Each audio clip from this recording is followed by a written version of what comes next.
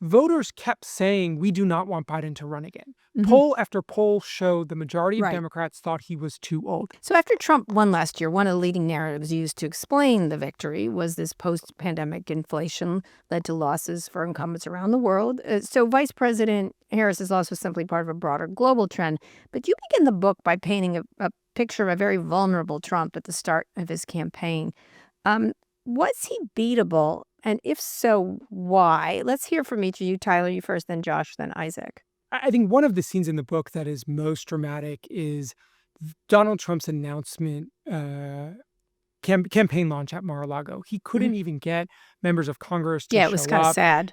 It was this sad event. The next day, the New York Post sort of chided him by saying Florida man makes an announcement. There was all this energy and enthusiasm. And this was coming after the midterms. And if you recall, the Republicans were supposed to do quite well in those midterm elections, and they did not. The big winner of that election for the Republicans was Ron DeSantis.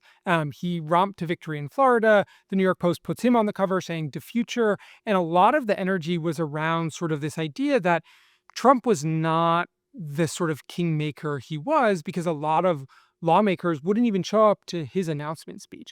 I think one of the real turning points in this election, and as we catalog in the book, is the indictments of him. Immediately after the indictments, a lot of lawmakers came rushing to Trump's defense, and he was able to use that to argue that they were coming after him and his entire base of supporters. And so that sort of the way he politicized those indictments was hugely critical in him winning back a lot of support from the Republican Party. That he didn't have, Josh?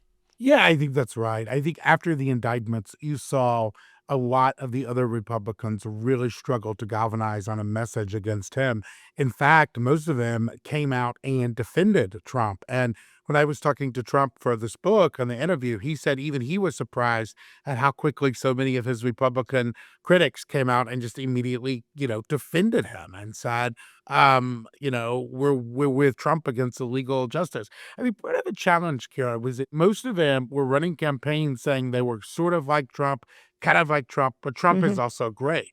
And Right. what we found is that for some of those core voters on the right, they could not find attacks that actually they would believe against Trump. DeSantis, others commissioned all these focus groups, polling. They were trying to come up with a way to beat him. But there were other voters in the middle who, we believe, based on our reporting, that over time could have fallen away from him, but through a confluence of factors, some of the charges, some of the way the other candidates behaved, he sort of coalesced and consolidated all of that support. But it wasn't fait accompli. It didn't have to be that Didn't way. have to be the way. Isaac, do you think he would have been beatable if not for the indictments? Well, it's not just if not for the indictments, though. And the DeSantis people will go down insisting that at the point that he was going to get indicted 4 times and that was going to dominate the news coverage, there was nothing that they possibly could have done to stop him. And the reality is, they waited too long. DeSantis missed his chance that he didn't actually announce until after the first indictment. And that gave Trump this huge head start to start this comeback and to reassert his control over the party and regain all that support, such that if that's what pushed all the other Republicans to come to his support. If you imagine the counterfactual where DeSantis had really jumped in right away, had seized on that momentum he had coming out of the midterms, and Trump looked like old news, then by the time the indictments came around, it would have looked like kicking someone who was down, not forcing everyone to defend someone who was winning. Right. So explain for people why DeSantis waited and how Florida law constrained his ability to announce earlier. Well, they also will downplay the role of this, but the truth is Florida had a law that you couldn't be the sitting governor and run for president at the same time. And so DeSantis, if he wanted to keep his day job, had to change that. And in order to change that, he really couldn't do it until the end of the session because otherwise all the legislators would lord it over him the whole time, right? But they really won't just come out and admit that. And instead, the strategy that they came to accommodate this factual necessity was that they were going to do a state house strategy, that they were going to focus on the legislative session, Mhm. have DeSantis keep his head down, and then that would form the springboard. His legislative accomplishments in Florida would form the springboard for him For to his launch the national campaign. And the reason that didn't work is because Trump just spent the entire time pummeling him, and he just had nothing to answer for. And so by the time he stuck his head up and he showed up and started talking about Florida, everyone was like, "Are you running for president or are you running for governor?" Right, right. So, according to the book, no one outside Biden's inner circle seriously believed he would run. So, Josh, back when Trump team thought they'd be facing a different Democratic challenger, who were the three potential rivals they feared most? Well, it depended exactly who you ask in his circle, but there was a lot of fear of Shapiro in Pennsylvania. And I don't know if they had a ton of fear for Mhm. anyone other than a Rust Belt candidate because they believe those main 3 or 4 states were key to the election. But I think the Trump folks were not fearful of Kamala Harris. So, after Democrats outperformed expectations in 2022, Biden decided to run again, essentially by default. He never declined to run, so therefore he was running. Was Biden beatable in this case in the Democratic primary? The bigger question is, why didn't any Democrats step up and put Mhm, pressure on Biden? They sort of all just fell in line. And in part, that mhm, was because the Biden team made it extremely difficult for anyone to mount a challenge. First mhm, is that they took advantage of agita over the primary calendar uh-huh, and the order, which had Iowa and New Hampshire first.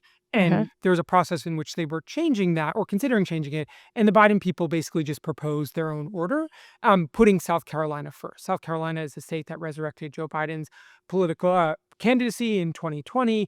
Iowa and New Hampshire were very difficult for him. He finished in fourth and fifth, respectively. So by pushing South Carolina to the front, it made it very hard for anyone to really mount a challenge because that's the state that Biden was always going to do the best in.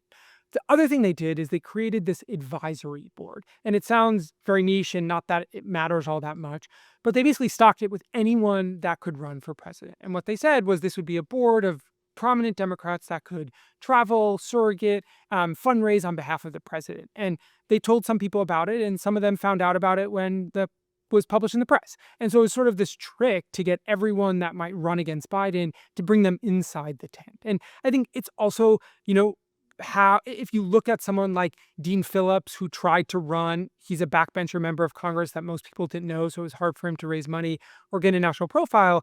But the structural factors there really made it so that Biden was on a glide path to the nomination. mhm, Voters kept saying, we do not want Biden to run again. mhm. Poll after poll showed the majority of Right. Democrats thought he was too old. And even internal data that we got for this book, the DNC was measuring voter enthusiasm through different metrics. And one of the Mhm, striking things they found was this digital community of volunteers and activists who wanted to support Democrats dwindled after Biden won. And mhm. as he geared up to run again, people were just not excited for him. And that was not a secret.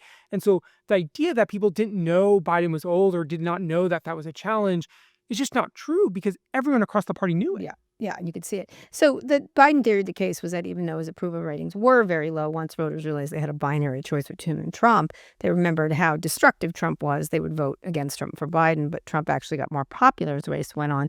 Isaac, how did Democrats misjudge the electorate so completely? I think about that when I was talking to the Democrats, they were always talking about what was on the nightly news, like what were so-called regular people consuming and watching. And then the Trump campaign was much more focused on, like they would say their reaction to the Harris Trump debate, which, we would admit Trump didn't do that well in, was doesn't matter because if you were watching that debate, you're a high information voter, and we don't care about those people, right? They recognized that the midterm electorate, the more reliable voters were shifting democratic, and they were going out to find new low propensity voters who they Hmm. thought looked like a Trump supporter.